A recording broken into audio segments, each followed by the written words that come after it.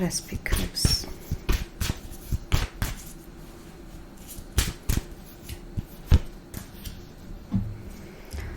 რაღაც განსაკუთრებულ მოქმედებაზე ფიქრობს,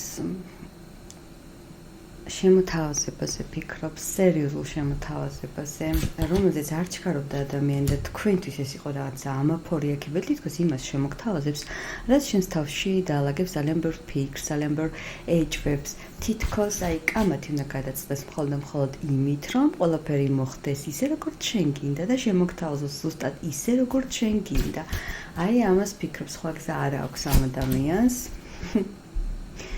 შენ ფიქრებზე ფიქრობს და აინტერესებს ყველაფერი საერთოდ, იმიტომ რომ დამაბნეველი ამ ეტაპზე შენი მოქმედება, ყველაფრის გარკვევას ეცდება და ნუ მოკლედ, მაინც ეცდება დაალაგოს ყველაფერი, რა თქმა უნდა, გრძნობებით